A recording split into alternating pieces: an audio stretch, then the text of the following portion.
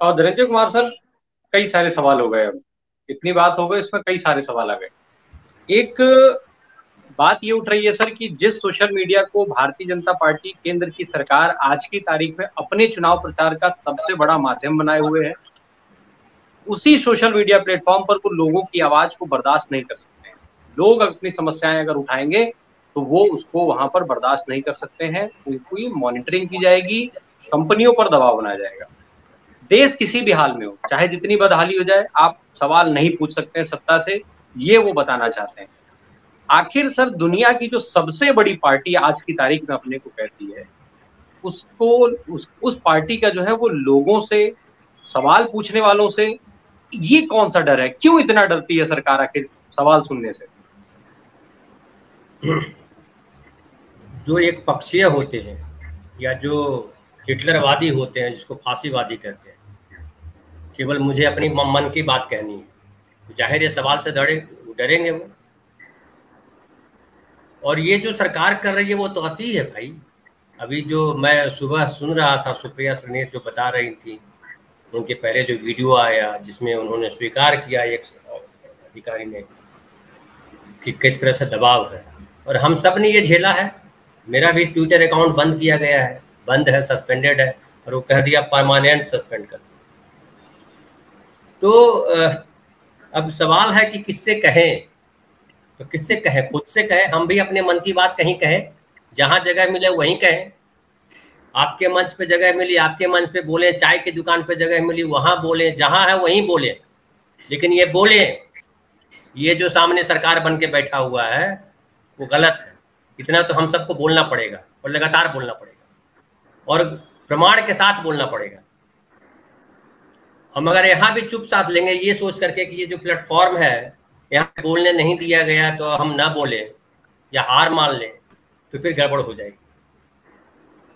और इनको सबक सिखाने के कई रास्ते हैं, केवल हमारा बोलना नहीं है। ये जो सरकार है वो कहाँ की सरकार है, कहाँ से लोग आए हैं? वो हमारे सांसद मिलकर के सरकार बनाए हैं, हमारे विधायक मिलकर के सरकार बनाते हैं, हम ही सरकार बनाते हैं ना। तो हम अपने विधायकों को, हम अपने सांसदों को क्या नियंत्रित नहीं कर सकते हैं? समझिए, अभी आत्मजीत भाई साहब बोल रहे थे कि 17 करोड़ के आसपास किसान हैं। वो तो डायरेक्ट किसान है, लेकिन हम सब जानते हैं कि 60% जो ग्रामीण आबादी है वो कृषि आदि से जीवित है, गरीब है। वो उनके बीच जो हालात हैं, समझिए, अभी ये जो सरकार है, जो मोदी जी की सरकार है, महंगाई को कंट्रोल नहीं कर रही है, बेरोजगारी चरम पे है, अभिव्यक्ति की आज़ादी में हम बहुत पिछड़ते चले जा रहे हैं, अखबार भांड हो गए हैं, चैनल पे काम करने वाले लोग सरकार के गुण गा रहे हैं और कह रहे हैं कि सरकार महान काम कर रही है।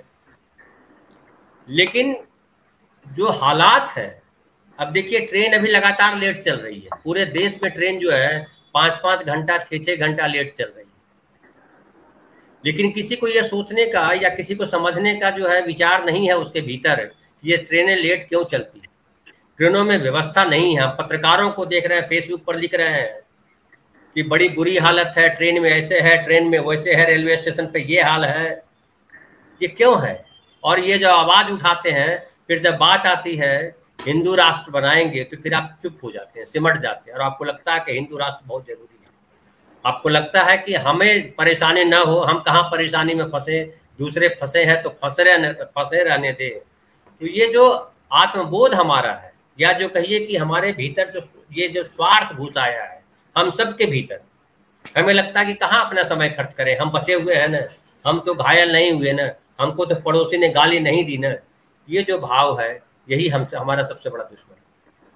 मोदी जी कहते रहे कि वो चाय बेच करके आए, भीख मांग करके आए, बड़ी संघर्ष करके आए, अपना परिवार नहीं बनाया।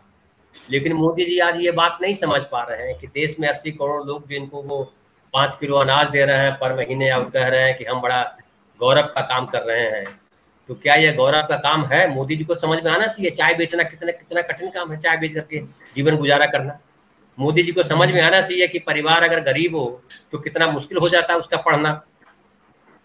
तो आज जब शिखर पे बैठे हैं मोदी जी, ये तो आम आदमी बन के बैठे हैं, आम आदमी का दर्द जी करके आए हैं, झेल करके आए हैं।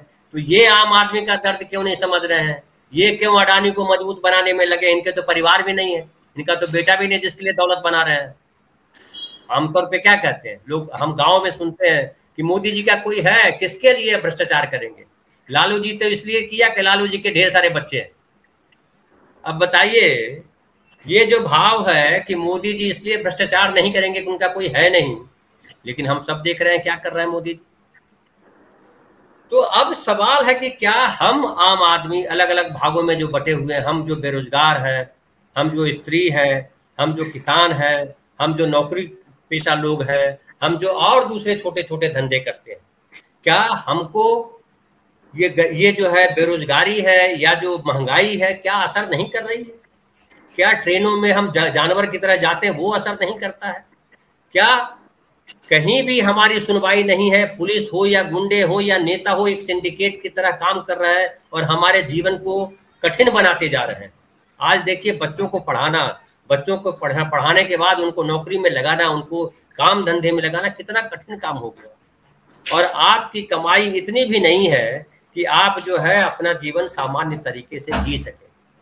अब आत्मजीत भाई बोल रहे थे, धनंजय सर, आप कह रहे हैं नौकरी पे लगाना कठिन है, कितना आसान काम है। 70,000 नौकरियां आज ही प्रधानमंत्री ने दिया है, और बाकायदा बता करके दिया है कि हमने 70,000 नौकरियां दिया है। साथ में उन्होंने ये भी जोड़ा है कि ये जितने मेले हैं रोजगार के, वो एनडीए की सरकार और भारतीय जनता पार्टी की देन है। इस पे जितना महत्वपूर्ण ये बताया जाना है कि 70,000 नौकरियां उस 2 करोड़ नौकरियों के सापेक्ष 70,000 की संख्या ज्यादा होगी, कम मुझे लगता होगा कि ये ज्यादा होती होगी, इसीलिए मोदी जी ने ये इतनी बड़ी बात कही है। 2 करोड़ की बात किए थे, 70,000 दे दिए सर, बड़ी संख्या है वो। इस पर आगे बात कर लेंगे।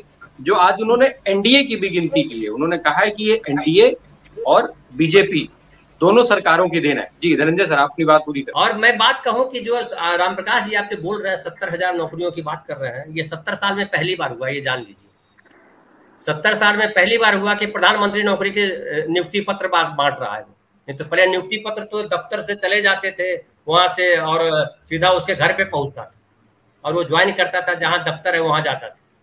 तो मोदी जी तो अभी बहुत करिश्मे करेंगे, चूंकि ये जिनको संबोधित कर रहे हैं वो बेसिकली मनुष्य के नाम पे जो है वो पता नहीं कहाँ से पढ़ के आते हैं, क्या पढ़ के आते हैं, कैसे पढ़ के आते हैं, किनके बीच रहते हैं, या घृणा में इतने पग चुके हैं कि उनको नफरत के अलावा कुछ दिखाई नहीं पड़ता। उनको लगता है मोदी जी जो कर रहे हैं वो कमाल काम कर रहे हैं और बाकी जो मोदी जी की आलोचना कर रहा है वो गलत काम कर रहे हैं। तो ये मोदी जी ने जो परंपरा शुरू की है, ये अब प्रधानमंत्री नौकरी दे रहा है। पहले प्रधानमंत्री के पास और दूसरी सारी चिंताएं थी। हमने देखा कि किस तरह से फाइलें निपटाते थे लाल बहादुर शास्त्री जहाज में जाते हुए।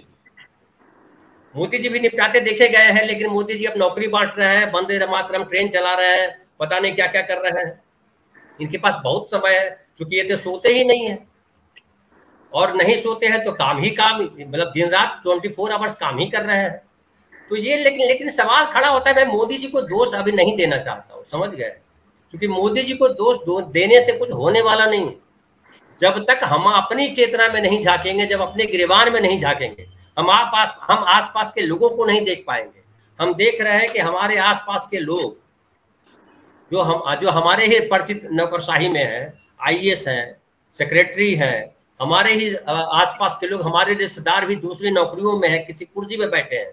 मैंने देखा है राम प्रकाश जी, कुर्सी पे जो भी व्यक्ति बैठता है, वो चाहे चपरासी हो या कलेक्टर हो, दोनों में कोई अंतर नहीं रहता है। आम आदमी के साथ दोनों एक जैसा व्यवहार करते हैं। कलेक्टर का चपरासी भी जो है कलेक्टर से ऊपर बिहेव करता है, मैंने ये देखा है अपनी आंखों से, और वो बिल्कुल बर्दाश्त नहीं करते।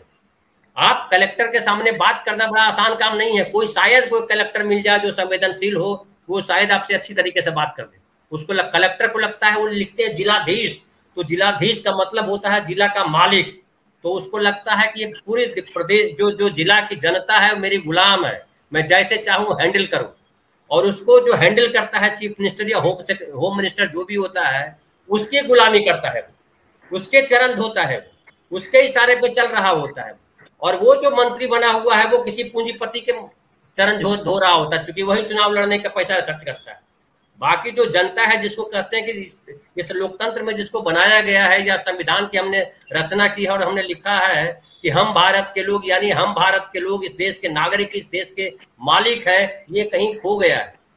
इस देश का मालिक कुर्सी पे बैठा हुआ व्यक्ति है, चाहे वो चपरासी है, चाहे वो प्रधानमंत्री, वही मालिक है, बाकी जो नहीं है। अब किसान की बात मैं करूं, मैंने ब्लॉक में देखा, अपने गांव के ब्लॉक में, अपने गांव के थाने में मैंने देखा है कि जो वहां आते हैं लोग, उनको किस तरह से दारोगा या बीडीओ या सीईओ किस तरह से उनके साथ बर्ताव करता है। इतना अपमानजनक बर्ताव है कि कई बार मन करता है कि चप्पल खोल करके इनको मारे। असभ्य भाषा इसको नहीं कहते जो मैं बोल रहा हूँ, वो गुस्सा बोल रहा हूँ। इतना शर्म आती है कि हम इस देश के नागरिक हैं, जिस देश में आम आदमी की ये हैसियत है। लेकिन एक और हमारे गांव में कहावत कही गई है, हमारे घरों में, इज्जत आपको खुद लेने आना चाहिए, इज्जत कोई देता नहीं है। तो क्या इस देश के नागरिक इज्जत वाला जीवन चाहते हैं? नहीं चाहते। इस देश में सबसे ज्यादा बैठ गया है कि हम कितना सरकारी माल हड़प सकते हैं, और ये जो हड़प सकते हैं वाला भाव आया है, इसी भाव ने हमारे देश की ये दुर्दशा की है कि गांधी नेहरू जैसा व्यक्ति इस देश में आया, इतना बढ़िया संविधान अम्बेडकर के सौजन्य से बना, बावजूद इसके हम 80 करोड़ रेवड़ी बांट करके गदगद हैं। प्रधानमंत्री ने 9 साल में कोई काम नहीं किया घृणा फैलाने के अलावा, लेकिन उस प्रधानमंत्री की जय जयकार में मीडिया से लेकर के तमाम लोग लगे हुए। वोट कौन देता है? जहां आत्मजीत भाई जहां जिस किसान आंदोलन में लगे रहे, उसी इलाके में हार गई बीजेपी। जिस इलाके में किसानों को रौंद दिया गया, वहीं जीत गई बीजेपी, हार गए दूसरी पार्टी के लोग। तो किसान हार गए ना, किसान को कौन हराया? वहां के लोगों ने हराया। क्या वो जो जिस इलाके में किसान रौंदे गए, उस इलाके के नागरिकों से देश के किसानों ने पूछा कि तुमने क्यों जिता दिया इनको? क्या हमसे दुश्मनी है तुम्हारी? किसी ने सवाल किया? टिकैत साहब गए उस इलाके में? आत्मजीत भाई आपसे सवाल है, क्या आप गए उस इलाके में? पूछा आपने सभाएं की कि भाई क्यों वोट दिया आपने? ये जानने के बाद भी कि ये जो है हत्यारे के पिता को जो गृह राज्य मंत्री बनाया हुआ है, हत्यारे को छुपाना बचाना भी अपराध है। वो अपराध गृह राज्य मंत्री ने किया, लेकिन उसके बदले में क्या हुआ? तो ये सवाल जो है, जब तक हम अपने आसपास के लोगों को नहीं घेरेंगे, सरकार में बिठाने के बाद तो आपके हाथ से चीजें निकल जाती। जैसे आपके अकाउंट से अपने किसी के अकाउंट में पैसा ट्रांसफर कर दिया, तो उस पर आपका कोई अधिकार नहीं, वो हालत है। तो ये हमको अपने गिरबान में झांकना पड़ेगा और हमको सच समझाना पड़ेगा। मैं एक और बात कहूँ, ये जो विपक्षी दल हैं, जिनकी जहां जहां सरकारें हैं, क्या वहां की स्थितियां अच्छी है? क्या वहां किसान बड़े खुशहाल हैं? मैं बिहार की बात करूं, क्या बिहार में किसान खुशहाल हैं?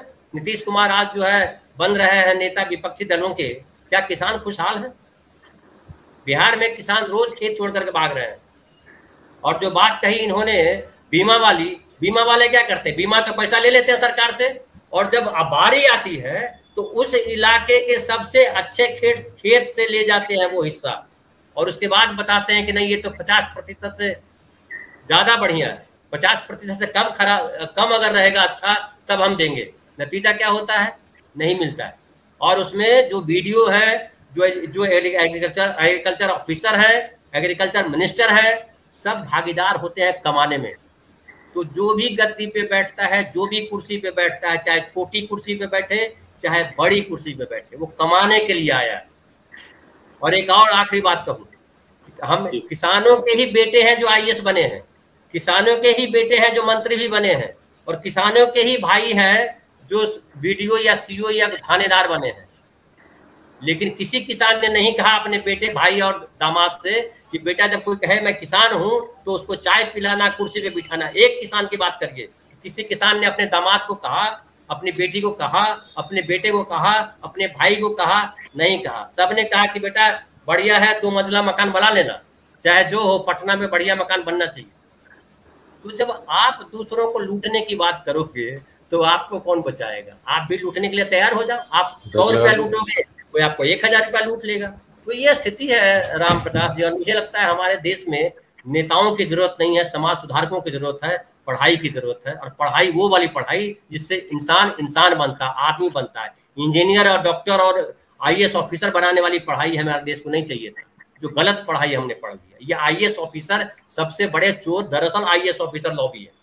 सबसे बड़ा बड़ा घोटाला यही करते हैं, और वो हमारे गांव से पढ़ के लड़के जाते हैं, वही घोटाला करने में लग जाते हैं। जैसी बात हो रही थी अभी, ये जो जिस डर की मैं बात कर रहा था या तमाम जो सर्वे रिपोर्ट्स है, उसके बाद एक चीज ये देखी जा रही है, अभी हाल में शुरू हो गया कि भारतीय जनता पार्टी ने एनडीए की बात जो मैं उस समय चर्चा में लेकर आया था प्रधानमंत्री नरेंद्र मोदी की, एनडीए के जो घटक दल रहे हैं उनके पास अब इन्होंने जाना शुरू कर दिया है। अब ये उनसे फिर से अपनी दोस्ती बढ़ा रहे हैं, उनको अपने साथ जोड़ने का काम कर रहे हैं।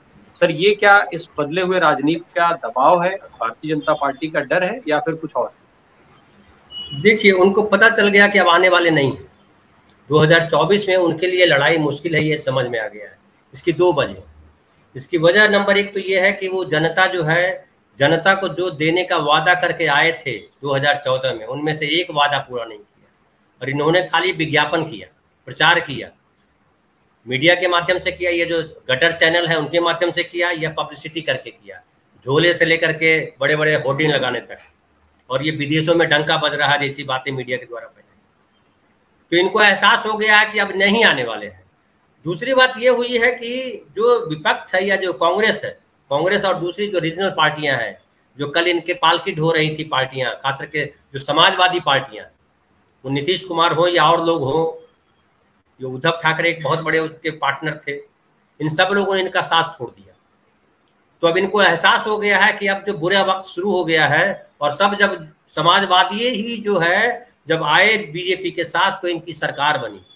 अब जब समाजवादी कांग्रेस के साथ जाके खड़े हुए हैं तो जाहिर है इनकी सरकार जाने वाली है, इनको एहसास हो गया है। पहले इनको लग रहा था कि विपक्षी एकता क्या होती है, विपक्षी एकता नहीं होगी, इनको लग रहा था कि सबको ईडी सीबीआई भेज करके डरा देंगे, धमका देंगे, लेकिन ईडी सीबीआई की भी तो सीमा है ना। आप भी तो इसी धरती पर रहते हो ना। दुनिया ऐसा तो है ना कि मोदी जी के साथ खत्म हो जाएगी, दुनिया मोदी जी के बाद भी रहेगी, मोदी जी से पहले भी दुनिया थी, और सब लोग जो है डरे हुए हैं, ऐसा भी नहीं है। नौकरशाही में भी ढेर सारे लोग हैं जो नहीं डरे हुए हैं, नेता राजनीति में भी बहुत सारे लोग हैं जो डरते नहीं हैं, और मीडिया में भी बहुत सारे लोग हैं जो भले आज भय के बल से जो है उन्होंने अपनी मुंडी जमीन के नीचे गाड़ ली है, लेकिन जैसे ही कमजोर पड़ेंगे देखिएगा वही चढ़ बैठेंगे इन पे, तब इनके लिए भागना मुश्किल हो जाएगा। इनको पता, अब ये रास्ता बना रहे हैं कि भागने के लिए हमको जगह देना, हम तो बड़े अच्छे लोग थे हमको। अब देखिए किस किस पे आरोप लगना शुरू हो जाएगा अपनी पार्ट। अब देख लीजिए ना कि क्या हुआ कर्नाटक में, अभी जो है वही होने जा रहा है मध्य प्रदेश में। मध्य प्रदेश में अब जो है कोई खड़ा किया जाएगा विलन कि इनकी वजह से हम हार गए। तो ये सारी चीजें हैं, लेकिन अब उनको ये एहसास हो गया है, इसलिए वो जोड़ कर रहे हैं, वो अपने आप को बचाना चाह रहे हैं। कहावत है ना, डूबते को तिनके का सहारा, लेकिन तिनका जो है निकट भविष्य में इनको अब मिलने वाला नहीं है, क्योंकि देश की जनता बिगड़ गई है। जनता को लग रहा है कि ये वाकई खराब सरकार है, जिसने एक काम नहीं किया हिंदू मुसलमान करने के अलावा, जमीन पे नफरत बोने के अलावा, इनके गटर मीडिया ने नफरत बोने के अलावा एक सकारात्मक काम नहीं किया। तो सब समझ रहे हैं इस बात को। और एक और बहुत महत्वपूर्ण बात है कि मार्केट में पैसा घट गया है, लोगों के पास पैसा नहीं है, सामान्य जीवन जीने के लिए भी पैसा नहीं है। तो अब तक तो मनमोहन सिंह का जमाने का दिया हुआ पैसा था वो चल रहा था, अकाउंट में पैसा था, अब अकाउंट से पैसा निकल गया तो बाप बाप कर रहे हैं। तब उनको समझ में आ रहा है कि अरे यार ये तो मोदी जी की सरकार बड़ी गड़बड़ सरकार थी। नहीं तो वो तो आप याद कीजिए, वो लोग खुश होते थे कि हम जो है 400 रुपये भी पेट्रोल ले लेंगे, हम जो है 3000 का भी सिलेंडर खरीद लेंगे। अभी कोई बोलता नजर आता है? कहीं सुना आपने कोई बोल रहा है 3000 का सिलेंडर खरीदेंगे? क्योंकि उसको पब्लिक ने धोया होगा, वो भले कहीं दिखाई नहीं पड़ रहा है। तो पब्लिक जो है, फाइनली पब्लिक जो है मजबूत है, कमजोर दिखती है लेकिन है मजबूत, क्योंकि संविधान ने लागू कर रखा है, वोट देने का अधिकार है, गुप्त मतदान है। तो इनको समझ में आ गया और इनके सर्वे बता रहे हैं कि ये जाने वाले हैं।